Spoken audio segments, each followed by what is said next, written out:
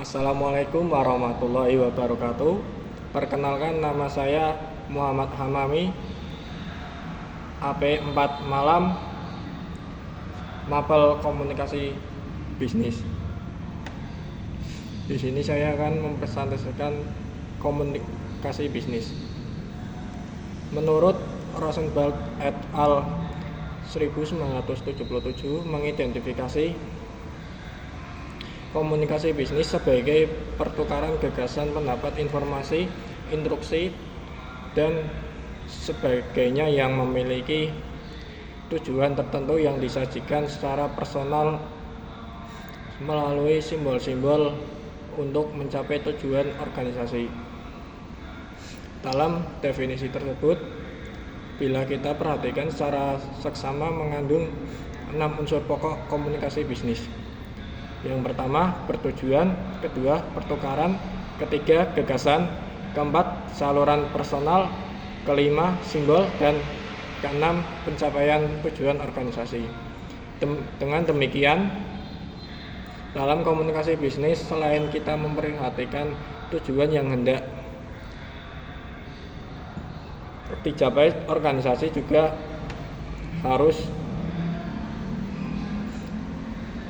memperhatikan tujuan komunikasi yang akan kita lakukan. Kita sudah membahas tujuan komunikasi pada kegiatan belajar.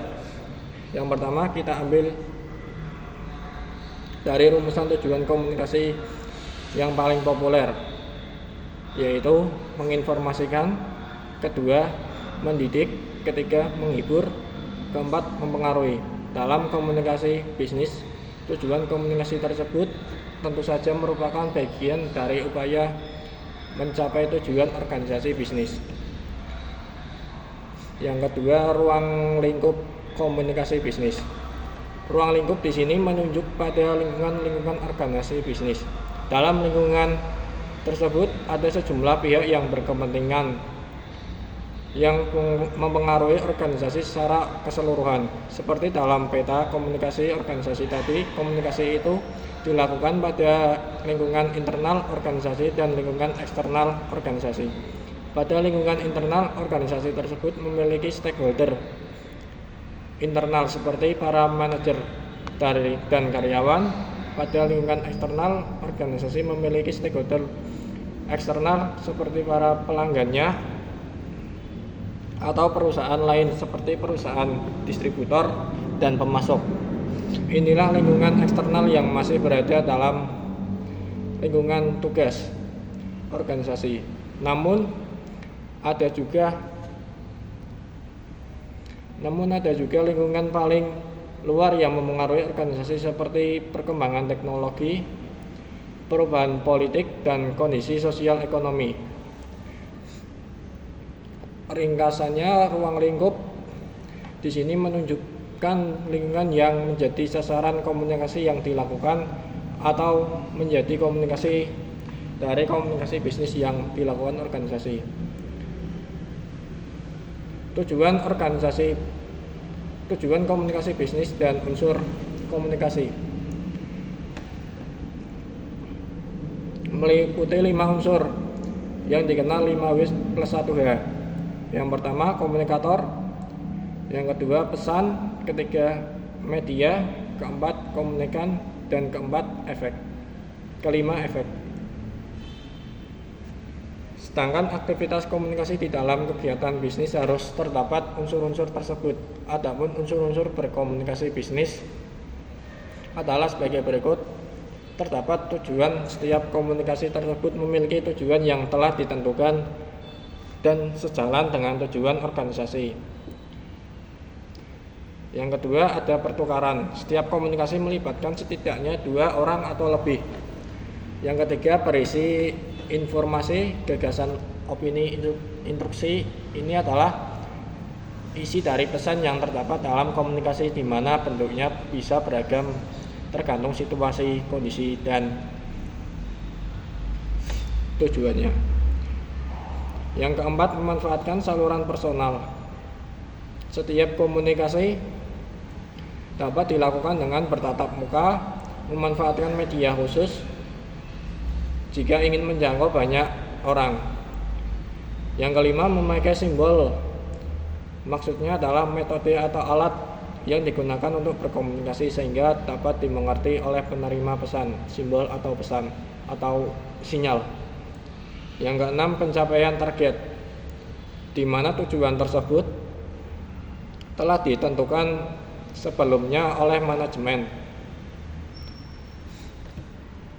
Tujuan komunikasi bisnis meliputi memberi informasi. Tujuan pertama dalam komunikasi bisnis adalah memberikan informasi yang berkaitan dengan dunia bisnis kepada pihak lain. Yang kedua, melakukan persuasi. Kedua dari sebuah komunikasi bisnis adalah melakukan persuasi kepada pihak lain agar yang disampaikan dapat dipahami oleh audiens dengan baik dan benar. Hal ini sering dilakukan terutama yang berkaitan dengan negosiasi antar seseorang dengan orang lain dalam bisnis. Untuk dapat memperoleh hasil yang optimal dalam bernegosiasi, setiap pihak perlu memahami prinsip win-win solution. Yang keempat, melakukan kolaborasi.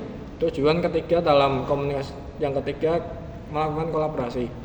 Tujuan ketiga dalam komunikasi bisnis adalah melakukan kolaborasi atau kerjasama bisnis antara seseorang dengan orang lain. Melalui jalinan komunikasi bisnis, seseorang dapat dengan mudah melakukan kerjasama bisnis baik antara perusahaan domestik maupun dengan perusahaan asing. Saat ini kerjasama antara perusahaan di berbagai belahan dunia relatif mudah dilakukan seiring dengan semakin pesatnya kemajuan teknologi komunikasi dewasa ini. Seseorang dapat menggunakan beberapa media telekomunikasi yang seperti telepon genggam, internet, email,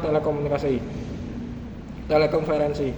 Teknologi komunikasi tersebut sangat penting artinya dalam mempererat kerjasama dalam dunia bisnis.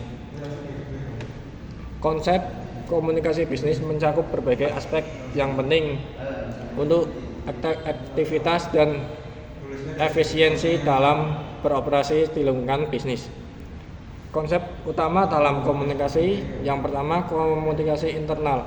Ini adalah komunikasi yang terjadi dalam organisasi termasuk antara manajemen, manajer, dan staf. Tujuannya adalah untuk memastikan informasi yang relevan dan penting dapat diakses dan dipahami dengan baik oleh sesama anggota ini. Yang kedua, komunikasi eksternal, berfokus pada interaksi dengan pihak luar seperti pelanggan, pemasok, dan mitra bisnis. Ini meliputi pemasaran, layanan pelanggan, dan hubungan masyarakat. Yang ketiga, komunikasi formal dan informal. Komunikasi ini mengikuti struktur yang telah ditetapkan seperti laporan dan memo, sedangkan komunikasi informal melibatkan interaksi yang lebih kasual dan tidak terstruktur. Keempat, komunikasi verbal dan nonverbal. Komunikasi verbal meliputi penggunaan kata-kata dan bahasa. Nonverbal, isyarat tubuh, ekspresi wajah, dan komunikasi visual lainnya. Yang kelima, penggunaan media. Memilih media yang tepat untuk menyampaikan pesan seperti email, telepon, pesan instan sangat penting untuk memastikan pesan diterima dengan baik dan dipahami dengan mudah. Yang keenam, keterampilan komunikasi melibatkan kemampuan mendengarkan dengan aktif, berbicara dengan jelas, dan menulis secara efektif untuk menyampaikan pesan dengan cara yang tepat dan sesuai dengan audiens. Yang ketujuh, umpan balik. Proses memberikan dan menerima umpan balik yang konstruktif untuk perbaikan terus-menerus dalam komunikasi dan kinerja. Memahami dan menerapkan konsep-konsep ini dapat meningkatkan efektivitas komunikasi dalam bisnis dan membantu mencapai tujuan organisasi secara lebih efisien. Demikian presentasi saya, kurang lebihnya kalau ada tutur kata yang salah mohon maafkan. Wassalamualaikum warahmatullahi wabarakatuh.